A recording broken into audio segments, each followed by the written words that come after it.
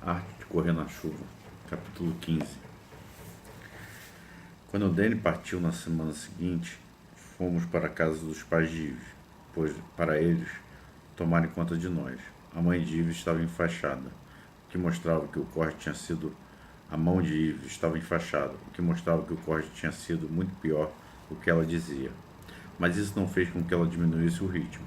Maxwell e Trish, os gêmeos, moravam numa casa muito bacana, em um grande terreno arborizado, em Mercer Island, com uma vista incrível para o Lago Washington e Seattle. E por terem um lugar tão lindo para viver, estavam entre as pessoas mais infelizes que eu já conheci. Nada era bom, bastante para eles. Estavam sempre reclamando, porque as coisas poderiam ser melhores ou porque as coisas eram tão ruins. Quando chegamos, começaram imediatamente a falar de Danny. Ele não passa muito tempo com Zoe. Ele não está dando atenção ao relacionamento de vocês. Esse cachorro precisa de um banho, como se a minha higiene tivesse algo a ver com aquilo. O que é que você vai fazer? Maxwell perguntou a ela. Eles estavam na cozinha, enquanto o turista preparava o jantar, fazendo alguma coisa que Zoe certamente iria detestar. Era um final de tarde quente de primavera, por isso os gêmeos usavam calças compridas e camisetas polo. Os dois estavam tomando Manhattan com cereja e Eve um copo de vinho. Ela havia recusado o analgésico que tinha lhe oferecido, o resto que sobrara da operação da hérnia de Maxwell, alguns meses antes. Vou entrar em forma, Eve declarou. Estou me sentindo gorda. Mas você está tão magra, Trish comentou. Você pode se sentir gorda, mesmo que seja magra. Estou me sentindo fora de forma. Eu estava falando a respeito de Danny, Maxwell continuou. O que eu preciso fazer em relação a Danny? Eve perguntou. Alguma coisa. Qual é a contribuição dele para a família? É você quem coloca todo o dinheiro em casa? Ele é meu marido e o pai de Zoe, e eu o amo. O que mais ele precisa fazer para contribuir com a nossa família? Maxwell soltou um urro e esmurrou o balcão. Eu estremeci. Você está assustando o cachorro, Trish falou. Apontando para mim, ela raramente me chamava pelo nome. Eu soube que eles fazem isso com prisioneiros no campo de guerra. Despersonalização. Só estou frustrado, Maxwell responde. Quero o melhor para as minhas meninas. Sempre que você vem para cá, é porque ele foi correr. Isso não é bom para vocês. Esta temporada é realmente importante para a carreira dele, Eve explicou, tentando manter-se leal. Gostaria de poder me envolver mais, mas estou fazendo o melhor que eu posso. E ele dá valor a isso. O que eu não preciso é de você me cobrando. Sinto muito, Maxwell disse, erguendo as mãos em sinal de rendição. Eu sinto muito. Eu só quero o melhor para você. Eu sei, papai. Eve inclinou para a frente e o beijou no rosto. Também quero o que for melhor para mim. Ela foi tomar seu vinho lá fora, nos jardins dos fundos, e eu relaxei. Maxwell abriu a geladeira e tirou um pote com pepperoni apimentado, que ele gostava de comer. Eu estava sempre comendo esse tipo de salame. Abriu o vidro, enfiou os dedos no vidro, puxou um pepperoni comprido e deu uma mordida. Você viu como ela está frágil? Trish perguntou. Está parecendo um galgo, mas está se sentindo gorda. Ela balançou a cabeça. Minha filha, com um mecânico... Não, mecânico não. Um técnico de atendimento ao consumidor. Onde foi que erramos? Ela sempre fez as próprias escolhas, mas pelo menos suas escolhas fazem sentido. Ela se formou em História da Arte... Meu Deus, e acabou ficando com um sujeito desse. O cachorro está olhando para você, Trish afirmou depois de alguns instantes. Talvez ele queira um salame. A expressão de Maxwell mudou. Quer uma coisa gostosa, garotão? Ele perguntou segurando o pepperoni. Não era por isso que eu olhava. Estava olhando para entender melhor o significado das palavras. Mesmo assim estava com fome, por isso cheirei na direção do salame. Eles são bons, importados da Itália. Peguei o salame imediatamente e senti uma sensação picante na língua. Dei uma mordida e minha boca se encheu com líquido ardido. Engoli depressa. e pensei que havia resolvido o problema do desconforto. Certamente o ácido do meu estômago anularia o salame. Mas foi daí que a dor realmente começou. Minha garganta doía como se estivesse em carne viva. Meu estômago começou a revirar. Saí imediatamente da casa, do lado de fora, à porta dos fundos. Tomei um pouco de água da minha cumbuca, mas não ajudou muito. Foi até um absurdo e deitei debaixo, até passar a queimação. Quando me levaram para fora naquela noite, saí com Trish e Maxwell, pois Ives hoje já tinham dormido havia muito tempo. Ficaram na varanda dos fundos repetindo aquela ladainha idiota. Faça o que tem que fazer, rapaz, faça o que tem que fazer. Ainda me senti um pouco enjoado, me afastei da casa um pouco mais do que de costume, então me agachei e defequei. Depois de resolver o assunto, vi que minhas fezes estavam moles e aguadas, e quando as cheirei, senti um odor pútrido. Sabia que estava bem e que o pior havia passado. Ainda assim, desde dessa época, tomo cuidado ao experimentar coisas novas que possam desregular meu metabolismo e parei de aceitar comida de alguém que não confiasse totalmente. Final do capítulo 15. Arte correr na chuva, capítulo 16. As semanas passaram com uma rapidez tremenda, como se chegar ao outono fosse a missão mais importante do mundo. A primeira conquista não demorou a chegar. Daniel obteve sua primeira vitória em Laguna, no começo de junho. Conseguiu subir ao pódio, terceiro lugar, em Rhode Island. Terminou em oitavo em Denver. Durante aquela semana em Sonoma, ele conseguiu resolver as dificuldades com os mecânicos e a responsabilidade de ter ficado em todos em seus ombros. E os ombros de Dennis eram largos. No verão, quando nos reunimos em torno da mesa de jantar, tínhamos algo para comentar: troféus, fotografias, reprises da televisão no fim da noite. De repente, as pessoas estavam nos visitando, apareceram para jantar.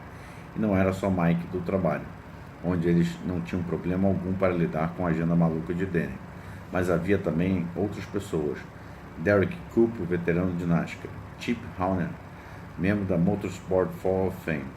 Fomos apresentados até para Luca Pantoni, o homem mais poderoso da Ferrari, em Maranello, Itália, que estava em Seattle visitando Dom Kitch Jr., primeiro instrutor de corrida de Seattle. Eu nunca quebrei minha regra em relação à sala de jantar. Sou íntegro demais para isso. No entanto, fiquei sentado bem à beira da porta. Posso garantir, com a ponta das patas bem na soleira, para poder ficar próximo da magnitude. Aprendi mais a respeito de automobilismo naquelas poucas semanas do que havia aprendido em todos os anos que passaram assistindo às fitas de vídeo e programas de televisão. Ouvi o venerável Ross Bentley, treinador de campeões, falar sobre a respiração. Respiração foi a coisa mais absolutamente incrível. Zoe não parava de conversar, tinha sempre algo a dizer e a mostrar. Ela ficava sentada de joelhos nos joelhos de Danny, com os olhos grandes absorvendo cada palavra da conversa. No momento apropriado, dizia alguma máxima automobilística que Danny lhe ensinara. Mãos lentas com coisas rápidas, mãos rápidas com as coisas lentas, ou algo do gênero. E todos aqueles grandes homens ficavam impressionados. Nesse momento eu sentia muito orgulho dela. Como não poderia impressionar os homens do automobilismo com meus próprios conhecimentos, a melhor coisa que poderia haver era viver essa experiência através de Zoe. E voltou a ficar feliz. Ela fez o que chamava de sessões de canseira, ganhou o tônus muscular e estava sempre chamando a atenção de Danny para as necessidades do seu campo fértil, às vezes com muita urgência. Sua saúde havia melhorado muito, sem nenhuma explicação. Passaram as dores de cabeça, passaram as náuseas. Ela continuou a ter problemas com a mão machucada e às vezes usava protetor no pulso para ajudá-la quando estava sozinha.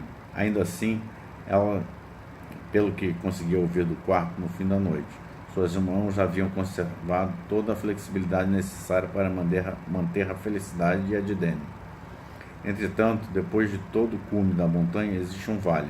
A próxima corrida era muito importante, pois a boa chegada afirmaria a posição de Danny como revelação do ano. Na largada do circuito internacional de Phoenix, Danny ficou na primeira pista. Uma das leis do automobilismo diz: não se ganha uma corrida na primeira curva, mas muitas são perdidas aí. Danny se deu mal logo na saída. Alguém tentou frear em cima, indo para o canto externo da pista prendê-lo lá. Os pneus não funcionam quando perdem aderência. Ele derrapou e o compressor bateu na roda dianteira esquerda de Danny, acabando com o alinhamento do carro. A suspensão ficou tão torta que o carro se arrastava pela pista, fazendo com que ele perdesse segundos preciosos nessa volta. Alinhamento, suspensão, aderência, derrapagem, puro jargão. São apenas os termos que usamos para explicar o fenômeno no nosso redor. O que importa não é a precisão para explicar os acontecimentos, mas o acontecimento em si e as suas consequências, que vão à quebra do carro de Danny, que foi a quebra do carro do Danny. Ele terminou a corrida, porém terminou como FDP. Foi o que ele disse quando me contou a respeito. Uma nova categoria. Existe o NC, nem começou. Existe o NT, não terminou. E havia o FDP, filho da puta do último lugar. Simplesmente não é justo, ele falou. A culpa foi do outro piloto. A culpa foi de ninguém. Foi minha por estar onde poderia ser controlado. Isso era algo que ele já havia dito. É inútil ficar irritado com outro piloto por causa do incidente na pista. Você precisa ficar atento aos pilotos que estão ao seu redor, entender as suas habilidades, níveis de confiança e agressividade e pilotar ao lado deles apropriadamente. É preciso conhecer quem está por perto. Qualquer problema que aconteça, em última análise, foi provocado por você, porque você é responsável pelo que está fazendo lá. Ainda assim, com ou sem dupla, Danny estava arrasado, Zoe arrasada, Eve estava arrasada e eu dizimado.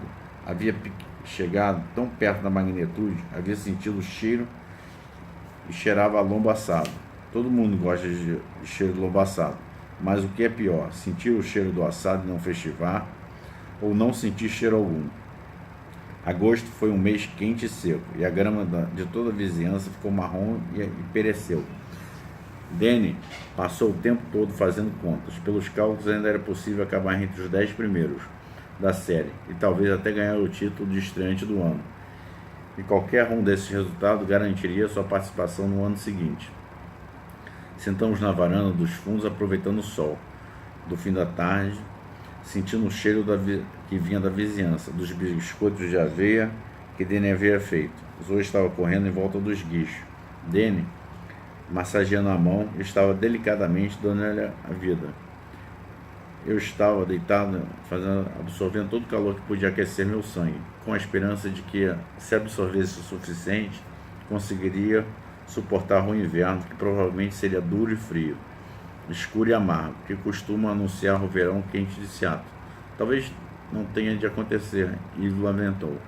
Vai acontecer quando tiver de acontecer. Danny falou, mas você nunca está aqui quando estou ovulando. Então, por que você não vem comigo na semana que vem? Zoe vai adorar. Podemos ficar em algum lugar com piscina. Ela adora qualquer coisa com piscina. E você pode assistir a corrida na pista.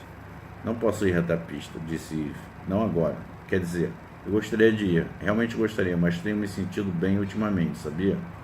E eu tenho medo.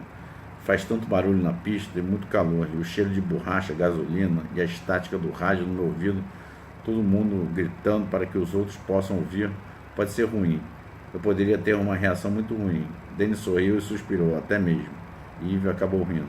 Você entende? Ela perguntou. Entendo. Eu também entendia tudo aquilo que tinha sido dito na pista.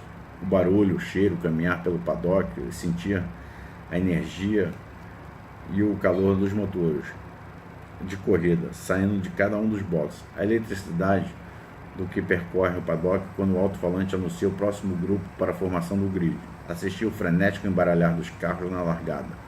Então imaginar as possibilidades, juntar a história do que está ocorrendo, quando os carros estão fora da vista e outras partes do circuito, até eles aparecerem de novo na linha de chegada. Partida em uma ordem completamente diferente, desviando um dos outros, se aglomerando e completando voltas, e mergulhando para a próxima volta, e que pode virar tudo de cabeça para baixo de novo. Danny e eu alimentávamos disso. Isso nos enchia de vida, mas eu entendia perfeitamente que algo que enche alguns de energia poderia ser tóxico para outras pessoas, especialmente Yves. Talvez possamos usar o recheador de peru como seringa de inseminação. Danny falou. E Eve caiu na risada. Riu como havia muito tempo e eu não via. Eu poderia deixar para você alguns candidatos a bebês na geladeira, ele sugeriu. E ela riu ainda mais. Não entendi a piada, mas Eve achou muita graça. Ela ficou de pé e entrou na casa, reaparecendo pouco depois com um recheador de peru que tinha ido buscar na cozinha. Ficou examinando o objeto com um olhar malicioso. Correu os dedos pelo comprimento. Ela disse, talvez. Eles riram juntos e olharam para o gramado. Eu acompanhei o olhar dele e nós três ficamos olhando para Zoe, com o cabelo molhado, grudados no ombro, seu biquíni infantil e os pés bronzeados, pura alegria, enquanto corria em círculos ao redor do esguicho. Seus gritinhos e risos ecoando pelas ruas de Central District. Final do capítulo 16.